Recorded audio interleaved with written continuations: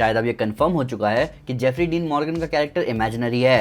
Ryan बुली Maguire बनता जा रहा है और मुर्गियां खून की प्यासी हो चुकी हैं। ये एपिसोड भरा हुआ था मुर्गियों और बकरियों के आतंक से, पर ये अंत बहुत दर्दनाक था और बुचर ने साइंटिस्ट को किडनैप किया है सूप वायरस बनाने के लिए, पर उसके अपने साइंटिस्ट ने अपने आप को पुलिस के हवाले कर दिया है। फ्रेंची का आर्क बहुत अजीब चल रहा है। हमें कुछ जेनवी के विलन्स दिखे और वीसीयू फेज अनाउंसमेंट देखकर मुझे बहुत हंसी आई। लिटरली पूरा एपिसोड डेडिकेट किया गया मूवी, सीरीज, सीक्वल्स और रीबूट्स अनाउंस करने में। यहाँ पेसिंग का मुझे थोड़ा इशू लगा। प्लस मैं हैरान हूँ कि The Boys Jeffrey Dean Morgan के कैरेक्टर के साथ कहाँ जा रहे हैं। तो दोस्तों, मैं हूं अमन सिन्हा और आज मैं ब्रेक डाउन करने जा रहा हूँ द बॉयज के सीजन 4 के एपिसोड 5 का। वीडियो शुरू करने से पहले लाइक करना ना भूलें, चैनल को सब्सक्राइब जरूर करें और बेल आइकन जरूर दबाएं। तो स्पॉयलर्स का ध्यान रखते हुए चलिए शुरू करते हैं। हमारी पिछले हफ्ते की थ्योरी सच निकली। कंपाउंड वी बीमार लोगों का और बुरा हाल कर देता है और यही हुआ इस एपिसोड में। ह्यूई के पिता को हार्ट अटैक के बाद कंपाउंड वी दिया गया और उन्हें फेजिंग के साथ साथ डिमेंशिया की पावर्स मिली।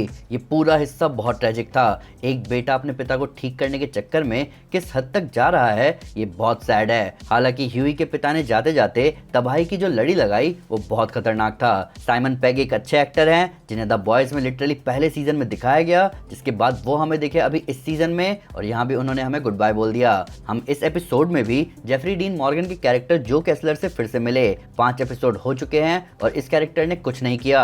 इसे द बॉयज के पोस्टर में ऐसे दिखाया जा रहा है जैसे ये मेन कैरेक्टर हो, पर इसके रियल या इमेजिनरी होने के बीच कंफ्यूजन चल रही है। पहले एपिसोड में केसलर बुचर से मिलता है, दूसरे में वो बुचर को ड्रग देता है रायन को बेहोश करके किडनैप करने के लिए। पर बात ये है कि ये कैरेक्टर हमें सिर्फ और सिर्फ बुचर के साथ ही दिख रहा है और किसी के साथ नहीं। और बुचर को बेका के हेलुसिनेशंस दिख रहे थे, जिसकी वजह से कई फैंस का मानना है कि केसलर भी बुचर की इमेजिनेशन ही है। और इस बात का थोड़ा सा प्रूफ इस एपिसोड में भी देखने को मिला, जहां जब बुचर न्यूमन के हस्बैंड समीर को किडनैप कर लेता है तो जब वो उससे बात करते हुए केसलर की तरफ देखता है तो समीर हैरान होकर उसकी डायरेक्शन में देखता है, ऐसे जैसे वहां कुछ है ही नहीं। प्लस जिस तरह केसलर इस एपिसोड की शुरुआत में बुचर की टीम की बेइज्जती कर रहा था, उसमें ऐसा ही लग रहा था कि ये बुचर के मन की ही आवाज है। कॉमिक्स में केसलर नाम का कैरेक्टर एग्जिस्ट करता है जो कि बुचर को इन्फो प्रोवाइड करता था स्यूप्स को एक्सपोज करने का। बुचर उसे मंकी बुलाता है और बुचर के कुत्ते ने उसके साथ दुष्कर्म किए हैं। पर सीरीज वाला केसलर अलग है। एपिसोड का हाईलाइट था वीसीयू, यहाँ सीधे सीधे डिज्नी और मार्वल का मजाक उड़ाया गया है। डिज्नी का D23 एक्सपो होता है जहां डिज्नी फैंस के आगे अपने प्रोजेक्ट्स अनाउंस करते हैं, जहां डी स्टैंड करता है डिज्नी के लिए और क्योंकि कंपनी 1923 में फाउंड की गई थी तो इसीलिए यहाँ 23 लगाया जाता है। अब वैसे ही हमें यहाँ V52 एक्सपो दिखा, जहाँ ऑब्वियसली V से वॉट है और 1952 में पहला एक्सपो हुआ है तो इसीलिए यहाँ V52 कहा गया।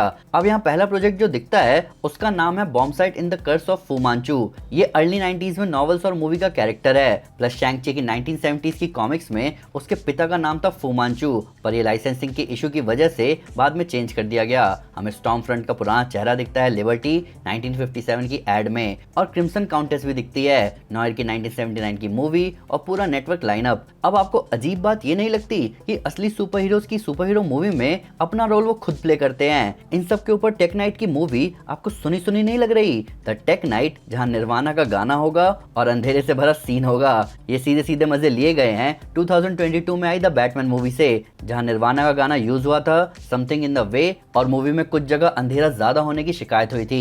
होमलैंडर अपने पास्ट की बैंड बजा के आ गया है अपने बेटे को वो सब देने जो उसके पास नहीं था, आजादी। पर रायन इतनी जल्दी अपने पावर्स का फायदा उठाने लगेगा ये किसने सोचा था? अब रायन अच्छा तो करना चाहता है पर वो किसी को तंग करना एंजॉय कर रहा है। हालांकि अच्छी बात यहाँ ये है कि कम से कम वो खुद तंग नहीं कर रहा डायरेक्टर को। एडम बर्ग जेम है द बॉयज की दुनिया में। हम #रिलीज द बर्ग कट कैसे भूल सकते हैं। गार्डियंस ऑफ गॉडोल्किन वापस आ चुके हैं जिनको लेकर फ्रीकी फ्राइडे जैसी मूवी बनाई जा रही है। अब जेनवी कैरेक्टर्स को यहाँ दिखाया जा रहा है, जहाँ उनके साथ साथ होमलैंडर अपने बाकी साथियों को पेट्रियट्स बुला रहा है। प्लस सबटाइटल में एक जगह पंगा हुआ है, 56 मिनट 17 सेकंड्स पर होमलैंडर पेट्रियट्स बुलाता है और सबटाइटल में लिखा आता है ए ट्रेन। मैं एक पल को हैरान हो गया कि ए ट्रेन को छोड़कर बाकी सब चले गए कैमरन कोलमन को मारने। प्लस होमलैंडर का यहाँ बुलवाना कि आगे जब जब वो उन्हें बुलाएगा पेट्रियट्स उसके साथ आएंगे। ये कहीं ना कहीं इस सीजन या अगले सीजन के फिनाले का हल्का हिंट दे रहा है। एक द बॉयज वर्सेस स्यूप्स बैटल हमें देखने को मिल सकता है। हालांकि सेज यहाँ सच्चाई जानती है कि ए ट्रेन था लीक के पीछे, पर ऐसा लग रहा है वो उसे आगे के लिए बचा रही है। प्लस ऐसा भी लग रहा था एपिसोड को देखकर कि सैम और केट के सीन्स काट लिए गए हैं। सैम और केट सिर्फ यहाँ एपिसोड में शक्ल दिखाने के लिए थे। ऐसा भी लग रहा है कि सैम और केट को पहले 7 के साथ दिखाने का प्लान नहीं था, पर क्योंकि जेन वी का सीजन 1 द बॉयज के सीजन 4 से पहले शूट हुआ था और अमेजॉन को शायद आइडिया नहीं था कि जेन वी इतना हिट होगा, इसीलिए ऐसा हो सकता है कि ये सीन अलग से ऐड किया गया हो। इवन यहाँ केट का होमलैंडर के बोलने पर कैमरन कोलमैन को मारने जाना थोड़ा ऑफ लग रहा था, क्योंकि उसकी पावर्स टेलीपैथिक है। स्टारलाइट अपने आप पर पकड़ नहीं बना पा रही है। इसका अच्छा खासा हिंट हमें पिछले एपिसोड में दिखा था, जहां स्टारलाइट गुस्से में फायर क्रैकर को थोड़ा क्रैक कर देती है। प्लस इस एपिसोड में न्यूमन को भी वो मारती है। ऐसा लग रहा है कि न्यूमन इस सीजन मार खाने ही आई है। हालांकि स्टारलाइट, किमिको, न्यूमन और बुचर को कंबाइन कर दो तो अच्छी खासी टीम बनती है, पर तब भी ये सब बकरियों और मुर्गियों से छुप रहे थे। ये बहुत फनी था। प्लस शायद न्यूमन इन बकरियों को उड़ा सकती थी अपनी पावर से, पर वो शायद ज्यादा फास्ट मूव कर रहे थे, इसलिए वो फोकस नहीं कर पा रही थी। स्टैन एडगर वापस आया, पर उतना मजा आया नहीं स्टैन को देखकर जितना आज तक आया है। यहाँ वो भाग रहा है, छुप रहा है, पर कुछ कंट्रीब्यूट नहीं कर रहा। स्टैन एडगर और वायरस लाने वाला पार्ट सही में ऐसा लगा कि बस स्टोरी को खींचा जा रहा है। उससे बेहतर तो एपिसोड की 20 स्टोरी थी, ह्यूई और उसके पिता की। हालांकि अच्छी बात स्टैन को लेकर ये लगी कि वो लोगों के सर फटने से सरप्राइज नहीं होता।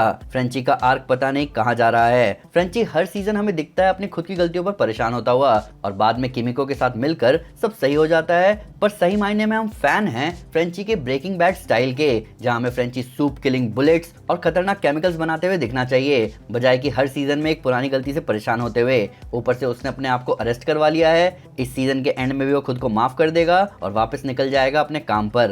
एपिसोड के एंड में बुचर का साइंटिस्ट को अपने साथ ले आना सूप किलिंग वायरस बनाने के लिए, ऐसा कॉमिक्स में भी हुआ था, जहां बुचर डॉक्टर वोगलबाउम को ले आता है एंटी सूप वायरस बनाने के लिए। तो अब ऐसा लग रहा है कि सीरीज वैसे ही एंड होगी सीजन 5 में, जैसे कॉमिक्स एंड हुई थी। हालांकि मैं आज तक मानकर चल रहा था कि जिस दिन हमें होमलैंडर का डुप्लीकेट दिखेगा उस दिन मैं समझ जाऊंगा कि सीरीज खत्म होने वाली है, पर यहाँ बहुत कुछ एक्सप्लोर करने को।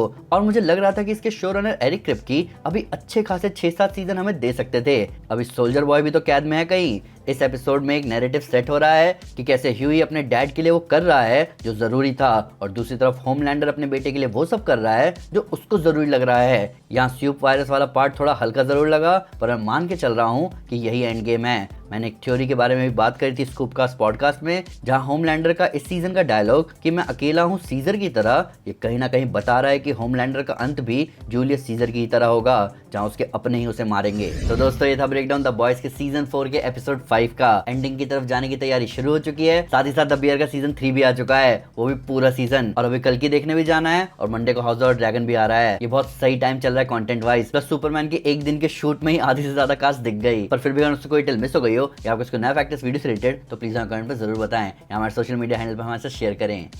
हम हर जगह हैं। तो दोस्तों, अगर आप डेडपूल को पूरा मार्वल यूनिवर्स खत्म करते हुए देखना चाहते हैं तो मैं आपको हमारी Deadpool kills the Marvel universe series recommend करूंगा।